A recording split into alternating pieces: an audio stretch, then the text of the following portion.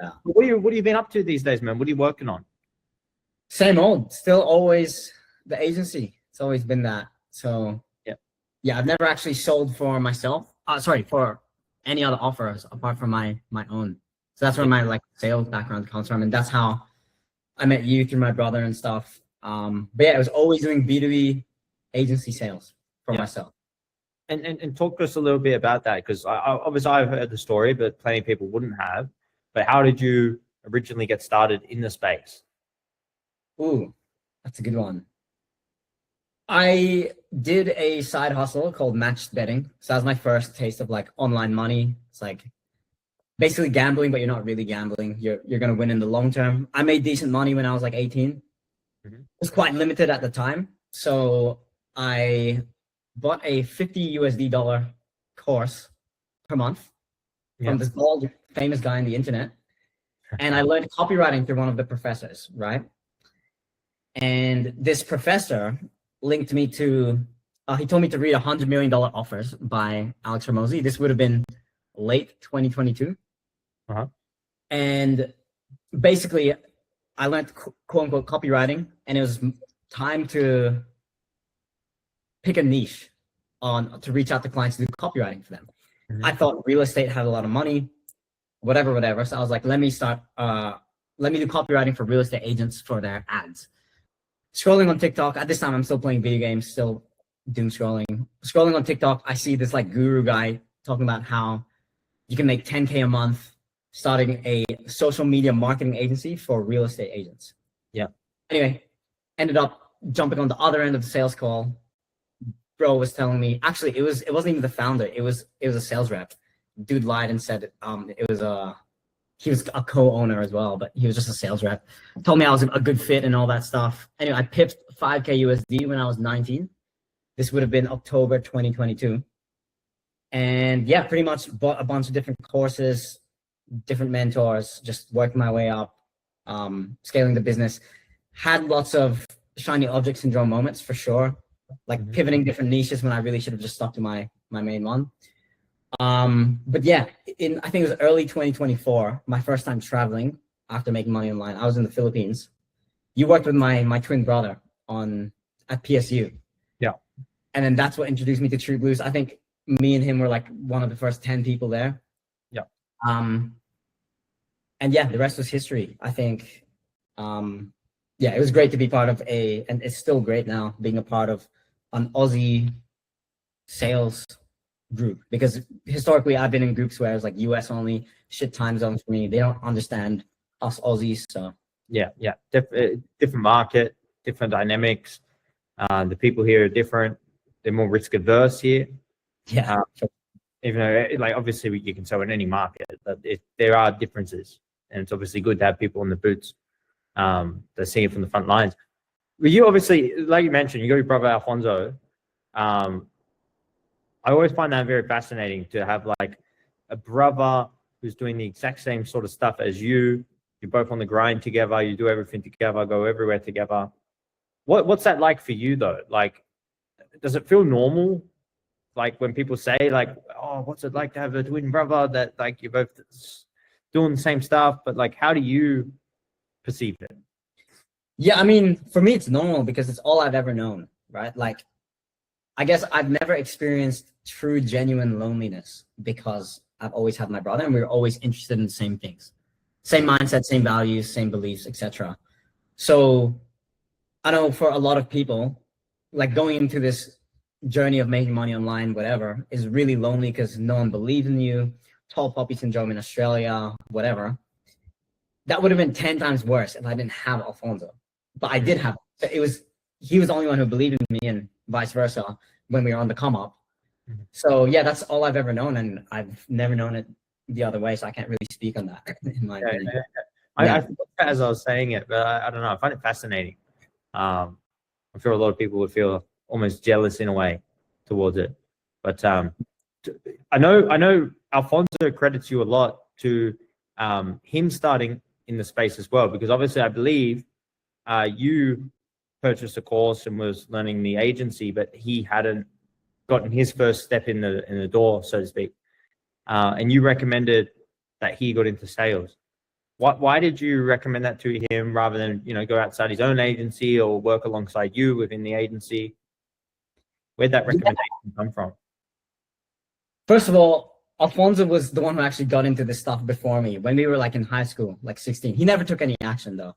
I think he paid for like a $500 course and refunded it, something like that. But I was the one who actually like took action from that $50 a month course and actually did something and bought another thing. I had some savings, and like, no responsibilities, 19 years old, living at home. I could take risks. I knew that. So when I was working on the agency, I realized I was wearing a shit ton of hats, right? Like I had to know sales, lead gen, marketing, customer support, how to build a website, how to run ads, copywriting, all this shit. And like, I'm doing it from scratch as well. Yeah, I bought a course, but in terms of the experience you'd learn, I knew that. I think I was watching and listening to Hormozy at this time, and I knew skills, like paying for skills was the best thing to do. And if you could learn in a established business already, which had systems, and you could work close to the founder, that is much better than doing what I did, which is 19-year-old, don't know shit, starting a business from scratch. Like, I don't regret anything because led me to where I am now, Chinese farm, if you know, but yes. Yeah, if I had to give someone else advice, I would say work within a company. Don't try to make money, but try to learn the skills, and the money will come 10 years time, 2 years time, whatever, right? Yeah. But yeah, I was struggling in my agency. Like I wasn't doing that bad. Like I was making a couple $1,000s as a 19-year-old, 20-year-old living at home. But I knew the constraint of my business was sales. As in like I sucked at selling it. I didn't know how to sell. I didn't know how to speak to people properly. And my mentor at the time, I had like two mentors. One of them is Leo Moore, right? So I paid him $3K. This would have been end of 2022. I paid him to be like my sales coach or whatever. And at this point, when I started making money online, my brother was working at Liquorland. And he was like, fuck, Mateo's actually making money. I need to do something. He actually, Alfonso, he bought a $1,000 SMMA course. But he didn't do anything, right? The goal initially was he was going to run a dental marketing agency, and I was going to run real estate, and whoever makes more money will join the other person, right? But I knew that I was like, fuck this shit. Like, fuck wearing all the hats, fuck learning all of this. Get into sales. You will probably learn more about marketing, learn more about client delivery and fulfillment by just getting good at sales. And if we, in a year's time, you could probably start your own agency and beat me because of your pure ability to sell. And yeah, basically went to Leo Moore, and I was like, I want to get my brother into sales. Who should he go with? And he recommended Leo's mentor at the time to join this program, which is like 4K British pounds, or like 8K Australian dollars. And my brother used my mom's credit card to pay for it. Well, my mom owed money to my brother, but that was the whole thing. And then yeah, he got to 10K months within his third month, working on the same offer as you, and that's how you guys met. But yeah, if it wasn't for him, if I did not have a twin brother, I would have quit the agency, or maybe done it as a side hustle, but I would have went to sales. That's what I was wondering. Like literally this whole time I'm wondering, how come you stuck it out? Obviously it panned out for you, but how come you stuck it out with agency route rather than maybe switch over to sales, if that's what you recommended for Alfonso at the time? Yeah, the only reason was because I had him, and because we could split skills. So when we do join up and do our own thing eventually, then yeah, I have these skills, he has that skill. And yeah, Alfonso can't run an ad or copyright for shit. I mean, although because he can sell, I'd actually argue he can. Yeah, probably. Yeah, it's copy's just selling in written words, right? So yeah. But yeah, I would say the only reason why I didn't get into sales, and a lot of people ask me this, is because I was gonna use Alfonso to do the guinea pig to do that, and I was gonna do like the hard yards, trying to figure out this agency stuff. Which you could argue I could have went into sales. I'm sure I would have done well, but this is the path I took, and I don't regret anything. Yeah, man. Yeah. How on the ground are you currently with like sales? Like, are you still taking sales calls for yourself? Like, what are you up to on that? Yeah, I'm still taking sales calls for myself. Like, I'm not booking 100 calls a month or anything. Yeah. So yeah, still founder-led sales, but I'm lucky that in the agency model, I have retainers and I have an LTV. Mm-hmm. So yeah, I guess I don't need to sell as much to make like quote unquote money because I have recurring income every month. Yeah. But yeah, I'm still taking sales calls to this day. I've tried hiring closers and stuff for the agency. Could be a skill issue in terms of my like training ability, Mm-hmm. but they just can't close as good as me, and it's a lot of money left on the table. So I still take calls. Have setters though. Yeah. Yeah. What have you found as the? I guess this question: why do you feel like these closers aren't able to close as well as you? Yeah, this is a tough one. I think it's because my offer isn't super productized at the moment. Like, it's very custom, and it relies a lot on actually knowing the service, as in, because I mean, I don't run the ads anymore. Like, I've outsourced that part, and I built a team to do most of my fulfillment. I built all the systems from scratch, so I know exactly what a business needs, or what a potential prospect or client would need to grow their business through marketing, right? So I actually know, I can whip out Ads Manager or Google Ads and actually go in and do the thing itself. So my biggest constraint was the sales reps that I hired didn't have any B2B experience, didn't have any marketing running ads experience, and they couldn't replicate what I could do because that's come from me running ads for 3 years, my knowledge. Yeah. Yeah. So that's a steep learning curve for these people who are coming on board.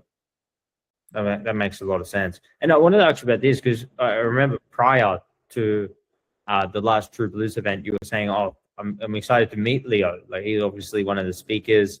I don't believe you and Alfonso had met him before. What was that like? Getting to meet someone that is literally one of the reasons why you're in the space to start with.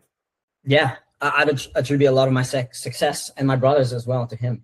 Like, if it wasn't for him, I wouldn't have gone deeply. Who knows? I might have given up on the space. And no chance my brother would have even gone to sales if it wasn't for him. Leo was the closer who closed Alfonso into that first sales program for 4K British pounds. Yeah. But yeah, it was an insane moment. It was very full circle. To be honest, like, I wasn't, because I was traveling around and I was going to Melbourne, and we tried the whole on-site office thing. That was quite expensive, but I think that was cool and worth it. And we're gonna try to do it again this year. I wasn't sure how Gold Coast was gonna fit. But then once I saw Leo was there, I was like, nah, okay, I have to go. Like, let's stop what we're doing. Let's take a trip to the Gold Coast and go there. But yeah, I was sick as like, yeah, I've known that guy for a while, and I've seen his come up too. And he's a very, very sharp man. Definitely great marketer, man. Smart mind. Very, biggest accounts in Australia. Yeah. No, yeah. Leo is legit, man. And not many people know this, well, might not know this, but like you and Alfonso were the speakers at our first event as well. And I felt like you guys did a fucking really, really good job, man. Like, I don't know, you guys come up with this swagger and this confidence, and it was just like that energy of like, this is piss easy. Like, that's what it felt like listening to it. And obviously you're right next to each other. I don't know if you guys get some sort of like like twin aura, they call it. Yeah, that twin aura of like, I've got him, so like there's nothing that can bother me. But you guys smashed it out the park. What was that like? Like, do you have any sort of fear of public speaking whatsoever? Like, do you have doubts about that? Yeah, I mean, to be honest, like 90% of the speech was my brother, because he was more relatable as a sales rep. If I was here talking about agency sales, like, I don't think as many people would relate. So, I had a few points in there, but it was mainly him speaking. But in terms of like speaking in public, I don't think I was nervous at all. I think back in school, I would always be nervous when it comes to like public speaking. I think the most nervous I've ever been was like my driving license test. Yeah. But ever since I started cold calling, ever since I started taking sales call on Zoom, I had no issue doing that. Ever since I started recording YouTube videos on my camera, Yeah, I don't get nervous in any social situations ever. That's pretty cool. That's pretty cool. A lot of people can't conquer that, man. Like a lot of people still get petrified and still get nervous and consumed by it. Even at the last event, beyond closing, Yeah. I was pretty nervous a few days out. Like I was like thinking, man, like not necessarily nervous about the speech, but more so nervous about, I hope this goes well. Like I hope everything just goes to plan. But then I realized, why am I even focusing on that? It's not something I control. I can just do my best. And then once I started speaking, it was all gone away. I was like, fuck, I wish I did longer. Like I wish it went for a bit more of a longer time almost. So Yeah. I almost enjoyed it. A little bit of a curveball question here, but with you and Alfonso, obviously you're twins, but like, what are some things that you're like very similar with, and what are like key distinctions? Like, are you guys very different in some areas that people don't know about? Like, this is just something that's on top of my mind that I want to know.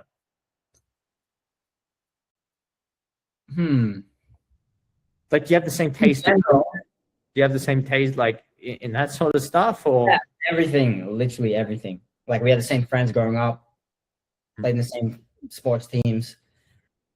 I would say, like, if there's any difference apart from our looks and haircut, maybe maybe the way we dress a little bit, but it's still very similar. I'd say it would come in terms of skill sets, because my brother's managed, $1 million a month sales teams and stuff. He has that skill set over me in terms of like pure sales operations, sales analysis, spreadsheets and stuff. So I think when we talk business, he has that sort of edge over me, whereas I have the more holistic edge in business over him. But then again, like we talk every day and we translate each other's skills and like to each other. So yeah, I'd say that like there's way more alike than not alike. Yeah, 100%. I'd be lying to say otherwise. Yeah. No, that's fine. That's fair. With our Alfonso as well, and I guess for your journey in particular, like what have you seen as the biggest needle movers for yourself in terms of sales? Like I know in terms of business, there's going to be a lot as well. But what did you notice as like the biggest key drivers for yourself to get better at sales, since you're the ones who are taking the calls? Yeah, I think for me, it doesn't apply that much to a sales rep because you're gonna get fired if you do this. But it was just pure like volume negates luck. Like it was actually last year where I started taking like 8 calls a day. I would fill up my calendar as much as possible with sales calls. My close rate wasn't like amazing, but I was having so many calls where I closed a couple deals, and at an LTV of 5 figures for my agency, it's great. So for me, it was literally just I did so many sales calls that it'd be unreasonable for me not to get good. And I'm not talking role plays. I'm not talking any of that BS. I'm talking sales calls with actual prospects. Time in the game, skin in the game. Needle moving forward, but apart from that, it would have been like at the start of my journey, just like studying, Cole Gordon, reading Spin Selling, Leo Moore, I'm going to read that. And yeah, just going through like a process, knowing discovery, a bit of objection handling and all that. Yeah. That's it. Yeah. But what about for business? Like, have you learned any sort of interesting key insights or principles that you still uphold today?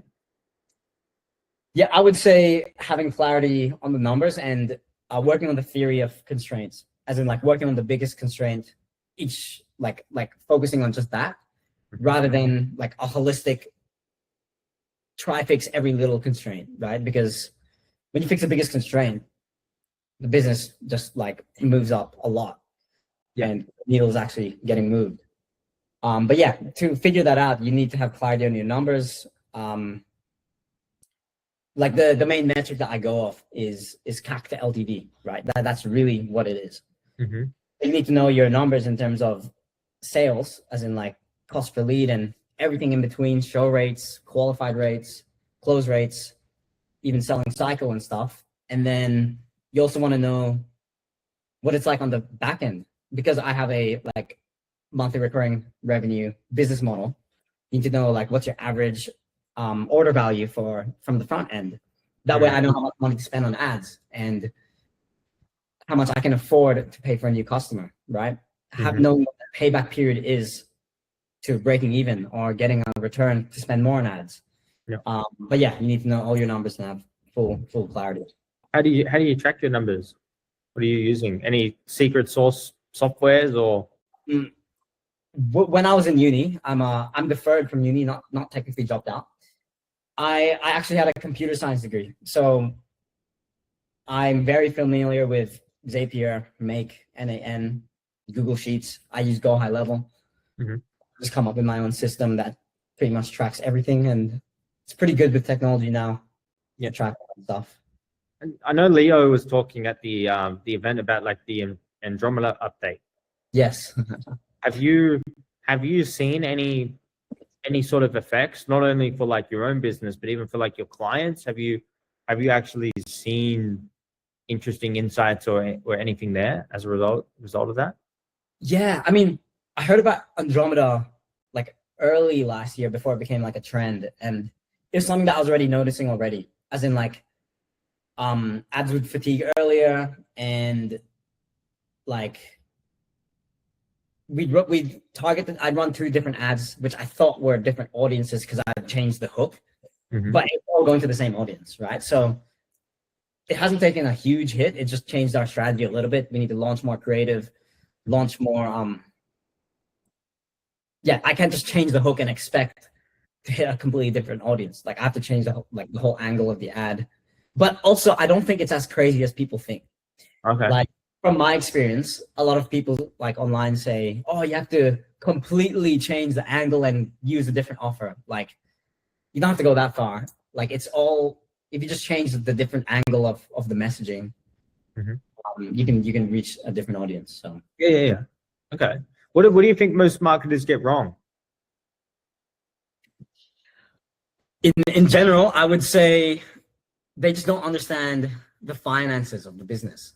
As in, let's be real, all business owners want to make money, as in profit in their bank account, right? So a lot of marketers will talk about vanity metrics like impressions, likes, views, comments, and even to an extent like ROAS, like that means anything, because there's businesses where there's specific types of, you have to look at it like from a bird's eye view and see like what is actually going to make the most profit for the business.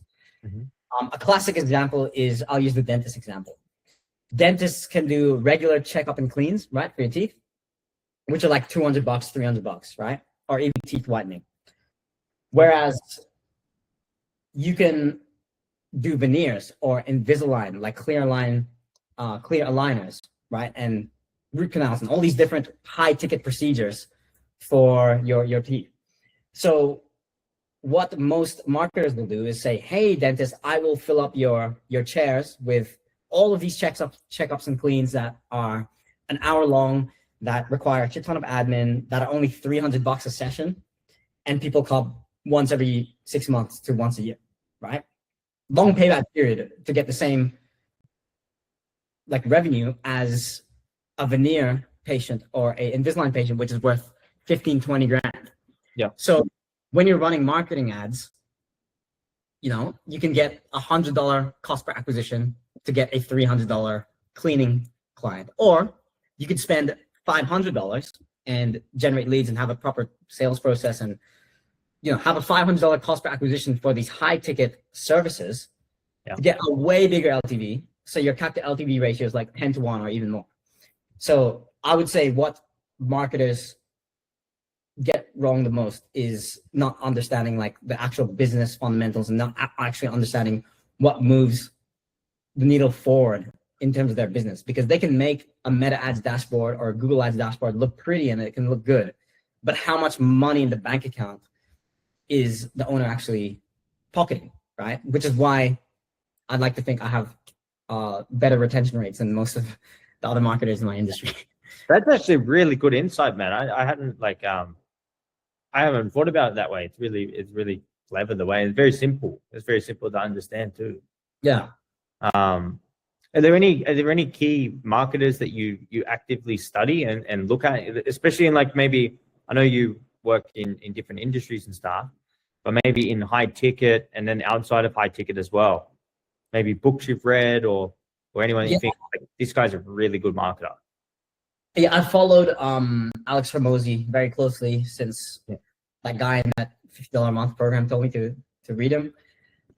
Yeah, so most of my stuff is from him. Like I paid for the $100 million playbooks. I have the acquisition AI. It's pretty sick. Yeah. But yeah, I would say my old mentor, now business partner, Lucas Duranti. I learned a lot from him. Leo Moore, of course, back in the early days. Matthew Larson, don't know if you know him. Daniel Fazio from Client Ascension. But now I like looking at Jeremy Haynes. I think he's pretty good. Yeah, Jeremy's good. Yeah. Who else? Even people that like aren't traditional marketers either, like they don't have a marketing title, but you think the way they market is really smart too. Not really. I don't really stick away from this industry that much. Yeah, no, like that's some pretty class people. Yeah. Regardless. I'm trying to think who else. I like how Sabri Subi copywrites. He's cool. Yeah, no, those are pretty much the main guys I watch. Yeah. And what else do you get up to besides? I know you love work, man. Like ever since I've known you, you've just been an absolute fucking beast and always putting in the work. But like, what else are you getting up to besides working? Traveling a lot, but I don't like the title of like digital nomad. Because I do like work a lot, but I do like traveling and changing my environment a little bit. But yeah, other than that, I now have the freedom to eat at nice restaurants. I like hang out with friends. I heard something interesting a little while ago. I heard you and Alfonso went for a bit of a health kick. Like you guys were trying to pack on some muscle in Bali, and you were taking the gym like ultra serious, counting the calories, everything like that. How'd that all go?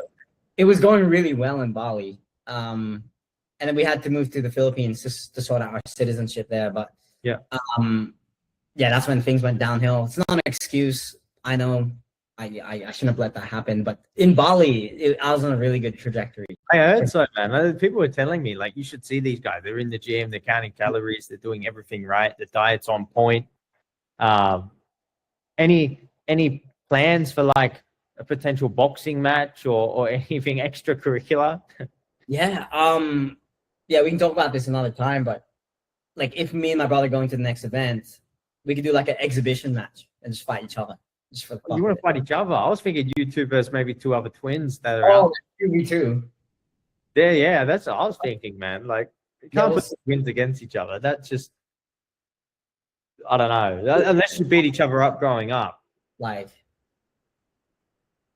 yeah, we can make it happen. But at the very least, like we could do we fight each other just as an exhibition match, just like pure entertainment.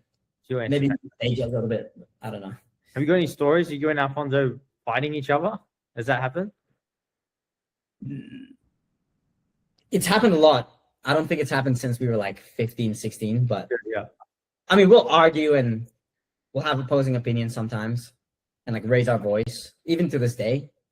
Not a lot though, I would say. And it's like less and less every year. But when we were growing up, we definitely like fought.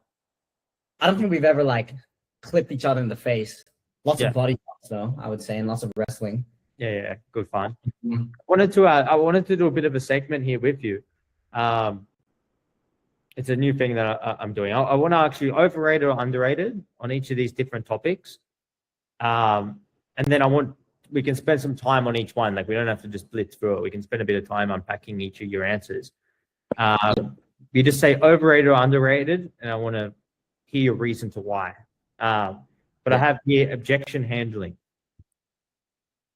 Oh, just objection handling. Objection handling in general. See, I think for my offer, overrated for sure. Okay. Being said, in different offers, like it's carried a lot by objection handling. So yeah, for my offer, my experience, overrated. Why do you think it's overrated for your offer? Because most of 97.7% of the sale is made during the discovery, right? For my offer and my sales process, a lot of it is just pure sheer competence and knowing exactly, how to run an ad or exactly how my clients can make money. So I don't usually objection handle at all.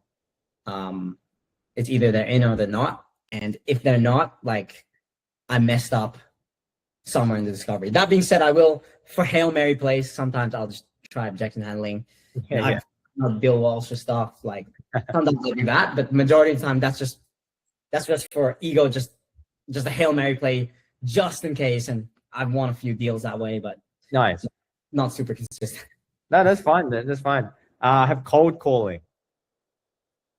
I think underrated, because as a sales rep, it gives you the experience and reps to, and it removes your like rejection anxiety.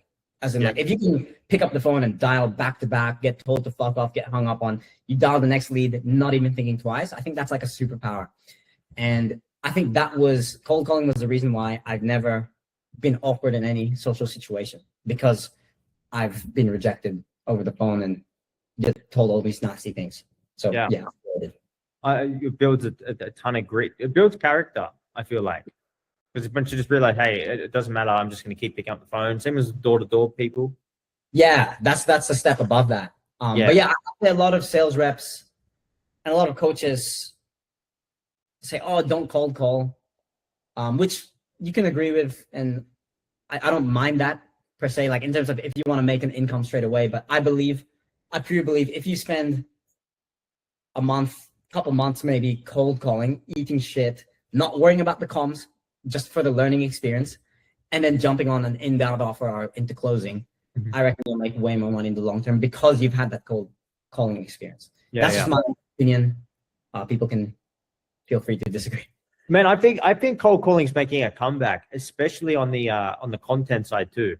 You have like Cameron Profit, you have this new Swerve guy who's coming around, like there's cold calling content. So no, I like that answer. What about networking?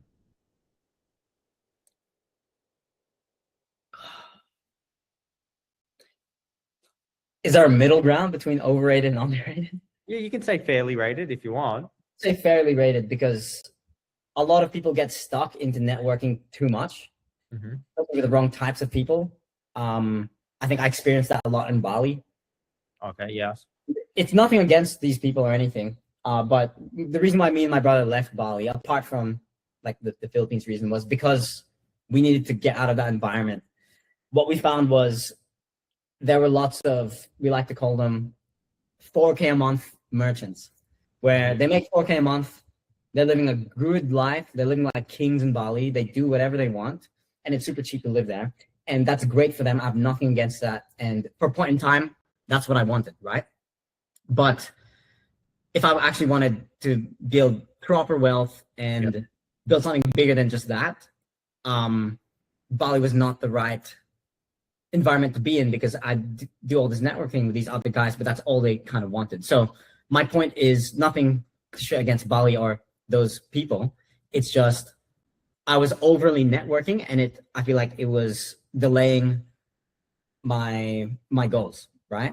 Yeah. But I also think networking will give you, like, the right amount of networking, not overdoing it, will give you opportunities that you wouldn't have otherwise gotten. For example, I wouldn't have partnered with my business partners if I didn't network. I wouldn't have met you if I didn't network. So it's like, yeah, you just want to make sure that you're aligned with the people that you network with. You don't do it too much.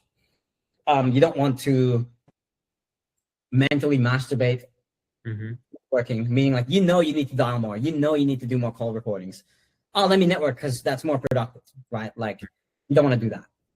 That's really a good answer, man. Like it's sort of networking will unlock doors to opportunities for you, especially if you're someone that person's looking for as well.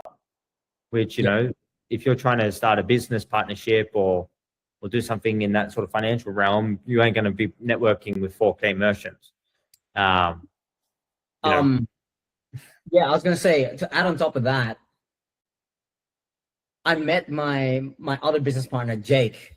He funnel hacked me, and I told him to join this Discord, True Blues. Okay, that's a funny story. And he got a job here, right, under Lucas, who's also my business partner now.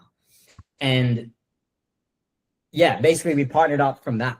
And Jake wouldn't have got the role if I never told him to join this, and we'd never be business partners. So like that's where networking is good, because I've made way more money since partnering with those guys.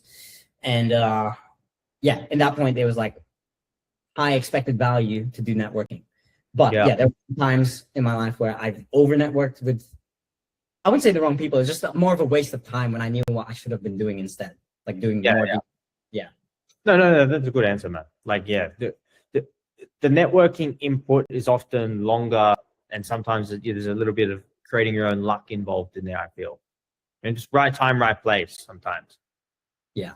But I have here scripts, like sales scripts. Overrated as fuck. You don't want to sound like a robot. If you need a script, you clearly just don't know your sales process well enough. I think like dot points is fine, or like just having a process laid out, but scripts, nah, like overrated as fuck. What do you do? I like that answer. Morning routines. I'd say it's fairly rated. I think it's it differs between person to person. Mm-hmm. You need to split test both. I've done both. I found like a middle ground that works for me. Yeah. And different phases of my life requires different things as well, or different in my business. So yeah, I would say it's fairly rated. I can see how a morning routine would work really well and get you to do more inputs and more efficient inputs that would overall make you more money. Mm-hmm. At certain points in time. But I also see it where it's like it's just wasted time where you know you should be working as well. So I'd say it's fairly rated. Do what works for you. Split test both. What is your current morning routine, and what have you tried as well? Like, you doing the whole ice bath thing? What do you? No, that far, but I've tried like hour routines in the morning. Like that consisted of so I actually got this from my old mentor, Matthew Larson, who partnered with Leo back in the day. Okay. I'd wake up, first thing, go to the treadmill, do 20 minutes of 4.5 kilometers per hour, 12% incline. First thing out of my alarm, which would be at like 5 a.m., right? And yeah, I'd like chug as much water as I can. After that, I think I would journal, like 20 minutes journaling and just writing shit, like handwritten shit on a notebook. And I would have a protein shake as well and take my vitamins. And then I think I would read a book for 20 minutes as well. Yeah. But I would go through like thought habits and a bit of manifestation as well, like saying like, this is my goal. I'd read my I think this is a Brian Tracy thing, major definite purpose. I'd read that every day. I'd fill out a form, like a beginning of day form as well. Mm-hmm. So I tracked everything. I still have this on the spreadsheet somewhere during that time. But I tried for that time. I think it was really good. I didn't realize how little I was working until I started like doing that and tracking stuff and journaling. But then I've also done the straight out of bed, wake up 5 minutes before a sales call, put on a shirt, no pants, because we work remotely. And just hop on and close deals. So I've also done that. And right now I'm in like a middle ground of that. I'd say my morning routine's like 10-15 minutes. Just make sure to prepare for the day and know what I'm doing. But yeah. I found a morning, I think it's very subjective, like you mentioned. I think it's very different for everybody. I found one that works quite well for me now. But it's sort of changed up a little bit. I got a rooster now. He's waking me up at like 4:20. I'm just getting up. But normally I'm trying to get up at sunrise, wake up, do a heart-brain coherence, drink as much water as I can, have a coffee, stay outside in the sun for a bit, do a bit of grounding, and I'm straight into work. Like 30 minutes to an hour, not even an hour. It'd be about 30 minutes. Yeah. So I do that now, yeah. For me, at least, it just sets the tone to be like, now the rest of my hours are going to be more productive, rather than it be like, it's like 30 minutes I spend to give me extra hours later. Makes But again, sense. very subjective. Content creation. Underrated. Underrated. Right now, I'm posting 5 YouTube videos a week. Wow, that's And commitment. yeah. So I used to do this for like a previous agency model that I was doing. Like I was doing cold email, B2B lead gen. Yeah. And I've made multiple 5 figures off a channel with 150 subs. Fuck all views, right? But it was so insanely targeted to my ICP that these fucking closes were complete laydowns. Because imagine they watch like 4 hours of content, couple videos of me, they book in a call, they already know my offer, like complete laydowns. And yeah, I've delayed that for like my current agency now, but it's never too late. And since I got a new mentor, you know, she really talked about how like my biggest unlock would be like doing content. So I'm spending 30% of my time on content now, written, and videos as well. So Short form too. fair. You know, short form. A little bit. It's more like clipping up the long form stuff, but I will get into. I hired a full-time editor as well for the agency. So you need to get me on game, bro. I'm trying to find like a full-time editor right now, but like I need a really, really good one. yeah, I think we're lucky with our one. He's on shore in the Gold Coast, actually. Lockie has him.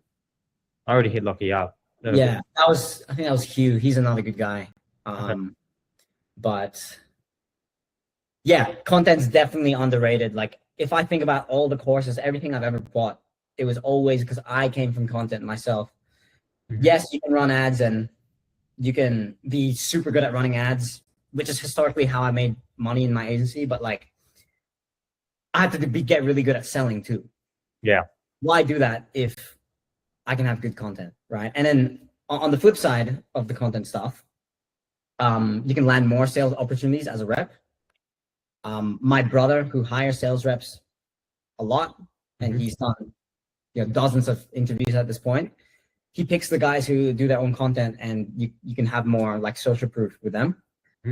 And yeah, just from my brother's content alone, which he barely has done any. Like imagine if he actually tried, he's gotten so many inbound reps applying for his offers. Yeah, crazy how that works. Yeah, underrated. It's not that really that crazy. It's just putting in the work, getting the result. But I have here traveling while working. So like full digital nomad, like you'll pull out the laptop at a cafe while you go in different countries. I know you've done it before, so I'm curious. For me, I'd say overrated. But it depends on what your goal is, because a lot of people get into this industry because they want to live that lifestyle. Yeah. Initially, that's what I thought I wanted, but I lived that lifestyle for a couple months. And I'm like, no, I want more. And I have nothing against people who want to settle for that. That's fine, right? It's just not what I personally want. So in my opinion, it's overrated because you get into routines, you get into environments, time zones, things. And there's a really good video by Sam Ovens called Death by 1,000 Cuts. Have you seen that video?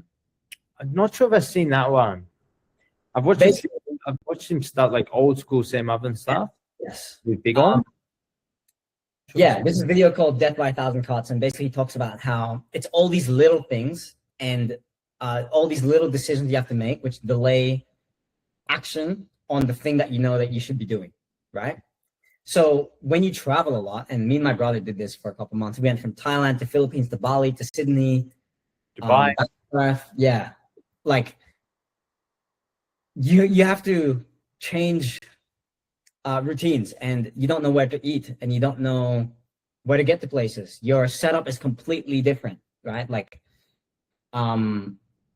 yeah, it's just allowing for more factors to stop you from doing the thing that you want to do, right? And because we're in deep work mode, we need to have the same system. I mean, if we have the same routine, same system, it's more predictable on the input of work that we're doing.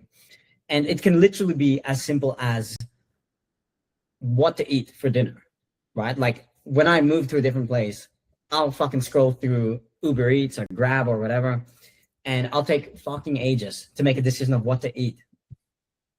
Whereas when I'm locked in one place,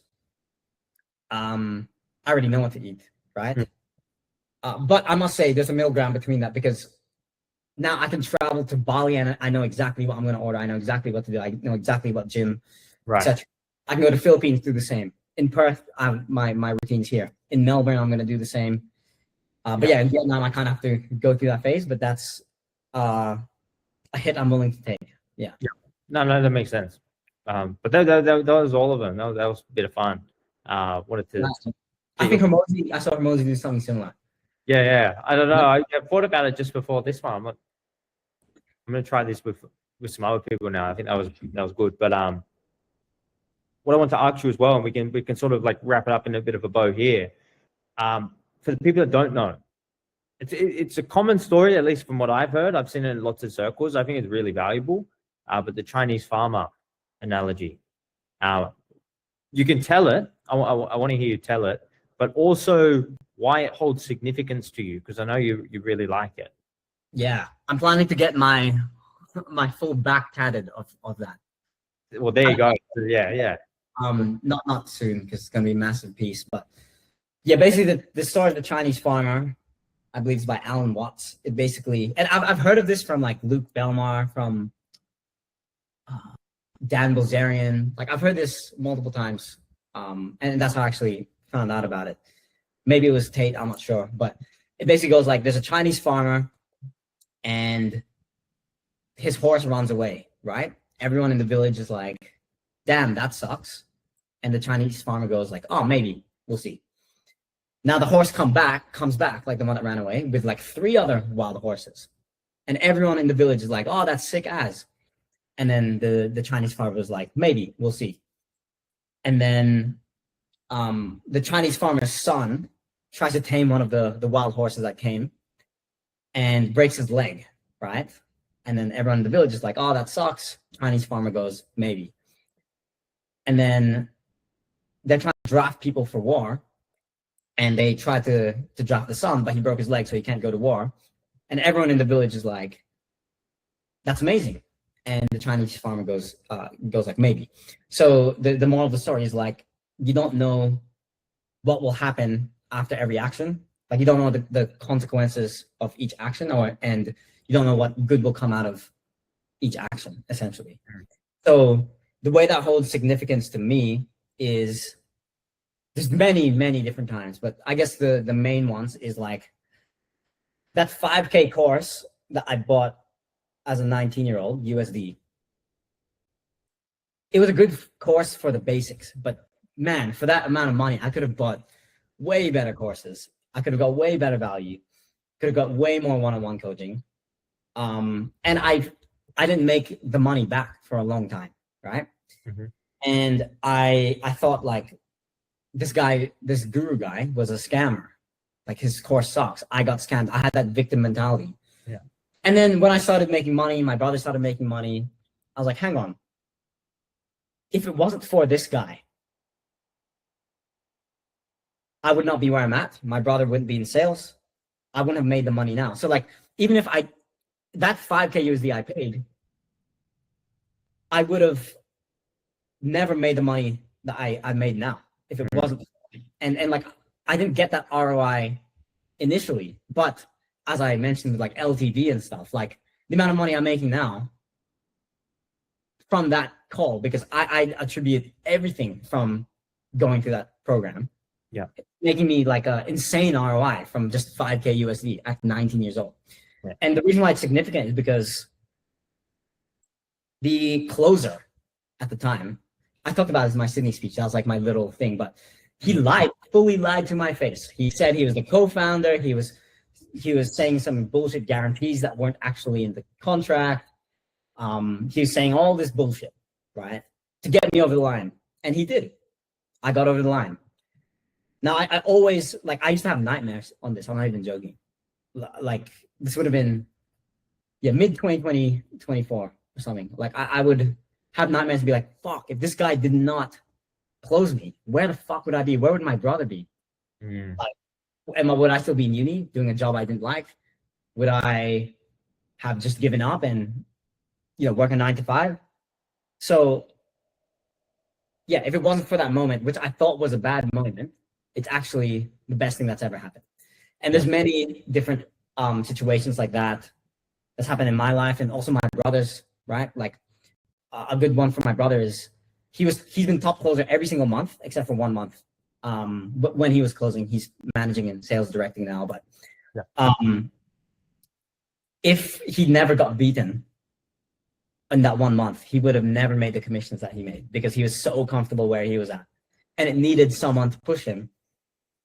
And to take the massive ego hit of being number 2 and not making as much commissions, which looks like a bad thing, but that like increased his standard. And now, like, you know, he's been able to make 30,000 in commissions in a month. So I like that, man. So it's good to, obviously you're taking the hindsight out of it, which is like, this happened, but this made this. You almost have what I call the undefeated mindset, where it's like, I either win or I learn. I never lose. Yeah. Like something I say to myself as well is like, this is the way it was always meant to happen. Not that, I mean, I don't want to get off topic. I was going to talk about like free will, which I don't even think I'm qualified to speak on that, but we can go there if you want, man. I like an esoteric chat on free will. yeah, I mean, it's I don't think I'm qualified to speak on this. I don't know. 80-20 is something like, I believe I was predetermined to have free will, if that makes sense. I think everything's predetermined, but I was predetermined to have free will. Interesting. So you believe in, like, I guess you could say you have free agency within a constraint, essentially. So it's all meant to happen for you, yet you still are choosing it in a way. Yeah, exactly. So yeah, like whenever something bad happens, me and my brother always say, no problem at all, right? Which is like something he actually says in the sales calls to his prospects. Yeah. Funny, but yeah, I'll never see it as a bad thing. And it's always, I always learn, which is more important, I think. Especially like, I'm only 23, like I have so much of life to live, so many learnings. Like I'm really not fussed about short-term money at all. Yeah. Like a lot of people, you know, they'll lose money or they'll have an opportunity cost or sunk cost here. And I know it will always be worth it because of what I learned and the experience, right? So yeah, I never think anything's a bad thing because so many good things come out of it. But the opposite is also true. So like if something good happens, like the classic example is like, made a lot of money, now I'm comfortable. Yeah. So yeah, opposite is also true, which is the other part. Keeps you grounded, man. Keeps you close to the baseline. You know, you're not buying into the external too much of like, this happens, which validates how I should feel about it. Whereas it's always coming from internal. Oh, this happened? Yeah, well, why does it matter? Yeah, exactly. Quick one. For someone who's starting out in the space, right? You got someone who's watching this potentially and they're hearing your story. What would you advise to them on how to start? For one, would they start in marketing or should they go in sales? Which one's going to pay more dividends later down the track? What should someone do that's just sitting here watching this, inspired, and they're like, man, I want to get started in the space as well? Yeah. So I think it always starts with like, depends what you want, right? Like, and if you don't know what you want, then just make money because that will allow you to do whatever. And so for example, if you know what you want, and let's say you want to start a marketing agency down the track, I would either get a job selling for a marketing agency or like actually learning how to run ads, right? And you might get a shit base, 4K a month base, whatever, working for like a big agency, but you'll learn so much more than starting it off yourself. So you're getting paid to learn. It's like doing an apprenticeship for a Sparky apprentice, right? Yeah. So if you know for sure what you want to do, I would figure out what it is and then like try reverse engineer and work doing that work. Like find a job doing that work, learn, and then when it makes sense to do your own thing, you'll have the knowledge to do your own thing. And then obviously like make sure you buy courses, you always educate yourself. You know, the return me and my brother have had on courses, masterminds, mentorships, in-person events where it's like insane. So I would say that. But if you don't know what you want to do, make money. Or if you just want to make money, you wanna get into high ticket sales. There's just no better way to do it. There's a reason why I told my brother to do it. The only reason why I didn't do it was because he was doing it, and Yeah. So you think sales over marketing? Yeah. For pure money, yes, 100%. Interesting. See, I used to believe that. I've actually sort of switched my view. I think the best marketers in the world get paid more. Yeah, but I agree. But my thing is to get there quicker. If you learn how to sell first, it's so much easier to learn marketing after. Sales is definitely a better entry point for sure. Yeah, at least in my view. Both marketing and sales. But everyone's looking for door-to-door guys or cold calling guys. People watching this could literally just go and apply and seek, and they'll get a role. Like they're screaming for people. Yeah, even if it's like CSM roles, like if that's what you want to do, if you want to start your own business, if you want to be a marketer, I would still recommend to go into sales. Like, because I'll give you the foundation, you'll know how to speak to people. Learning copywriting and actually like marketing psychology will be so much easier once you know how to sell. Yeah. And then like when you start your own thing in terms of client acquisition, you can sell. So yeah, that's a good point, man. But yeah, like I totally agree. Marketers overall will get paid more than like sales reps, even sales managers. But I still would say start in sales first. Good advice, man. Great. What else do you want to end with, man? What do you want people to maybe take away in terms of wisdom from yourself? Anything at all? Maybe I didn't ask a question around it. You wanted to touch on it. Like now's your chance to open mic. Yeah, I mean, I would just say figure out what you want. If you don't know what you want, make some money. If you want to make money, get into sales. Because that will open up the door into other things. And at the same time, build your bank balance. You know, don't be retarded with spending and shit. Maybe travel a little bit. But when you have an abundance of money in the bank, knowing that you have a run rate of like, let's say you didn't have money coming in, but you had a run rate of like a year, 2 years to keep up with your lifestyle, which by the way, if you go to Southeast Asia, like it'll be super cheap. I think you make decisions more logically and better to achieve your goals. Because a lot of people will make decisions because they don't have money or because maybe they lived a higher level in terms of standard of life that was a bit above their means, and then they got fired or their offer went to shit, then they have to start like coaching on the side or something when they didn't want to, but they kind of have to, like, if you know what I mean. Yeah, I'd say just make money, get into sales, because that'll lead you to where you want to be.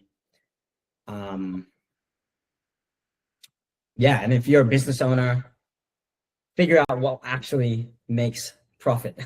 Yeah. Like, remember I talked about with the dental analogy. Yeah, like, where can people find you as well, Matteo? Where can people find you? You can search me up on YouTube, Matteo Banzon, Instagram, LinkedIn. I'm going to be on all platforms. But yeah. I also have a twin account with my brother, Banzon Twins. Yeah. YouTube. Oh, that's one I wanted to do. We got this at the end, so we can cut it if you don't want it. But that's one thing I wanted to talk about was that time you guys went fucking viral for the long lost twins finally reunited. What was the aftermath like of that? Did people ever catch on? Like, what ended up happening? I'll just give you the 80-20. So the reason why we did it was the first time we booked a one-way trip from Perth to Bangkok. We started making money online, let's travel. And we could have done this a year before, but something pushed us. I think Ryan Fan probably was one of the biggest ones who pushed us to do it. Yeah. And yeah, basically we're like, no, we have to record content. At this time, we already knew like having a personal brand is OP. Look at Iman, look at all these people. We need a personal brand. Let's start Banzon Twins. And we were going to, I'm not sure if you remember, but we used to, actually, another side note, I just thought about it. I don't care if we dox them, and I have nothing against them, but remember ABC Empire? Yes. Like Matteo Stam, Asher, all these dudes were making more money than me at the time. And me and Alfonso so pissed. Well, I heard a little insight that might not be true. So Yeah, we'll see. Yeah, I heard a little bit too, but yeah. or so I thought at the time. And I'm like, at first I was like, these guys are scammers, it's a pyramid scheme. Actually, I was never like that. But anyway, because of the Chinese farmer, I'm like, did this guy get scammed? No, he didn't. So the thing works. There are other people that I didn't agree with in the community, in the True Blues community, who were like, fuck those guys. I'm like, I fucking rate it. It's G shit. They're making money now. They're helping people get into sales. I rate it highly. Anyway, because of them, it was actually, I believe it was Marcel or Asher. It was one of those two. They started posting content. They started doing like role plays on sales, which wasn't the best in my opinion. And I was just like, bro, like, Alfonso, let's post content. We would shit on these guys. Not talking shit, just like we were just saying like, yeah, let's make content. And we made some of that content, if you remember, on our TikTok. I think I unlisted it, but I made it public again now. You can check on our TikTok. But yeah, we're like, hey, it was very cringe to make, and we weren't really proud of it. Mainly because of like the tall puppy syndrome in Australia. We were scared of what our friends would think, whatever. But yeah, basically we're like, let's just make some videos for fun, just because it's funny. You know, I was still doom scrolling a little bit at this time. Like, let's do this TikTok trend. And anyway, we put together this thing where it's like long lost twins, because Alfonso went 2 weeks before me because he wanted to go by himself, and I had some stuff to do in Perth at the time.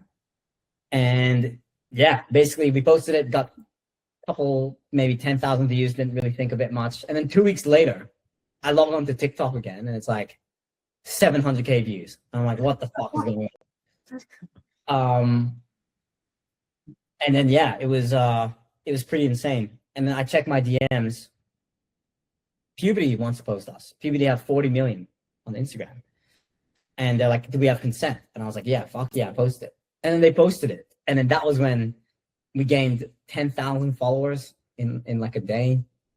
We've like losing followers every day because it's all like, you know, middle-aged moms thinking it's really cute that we got reunited. And the whole thing came from this Disney movie called The Parent Trap, if you heard. Because that's the actual story. Like, these twins were separated at birth and they got reconnected. I know Three Identical Strangers, the one I told at the event. It's not, not that one. But yeah, we got Lad Bible, but Lad Bible didn't post us. They asked for consent. We had to fill out a form.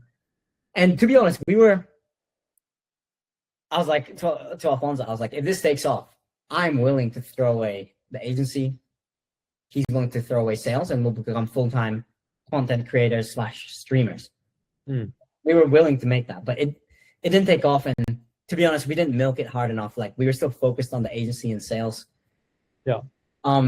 Did you play Fortnite at all back in the day? I was never good at building, so I stopped playing it. Do you know who Tfue is? Yes. So Tfue, like, there's a thing called like the Tfue contract with like FaZe, if you remember that.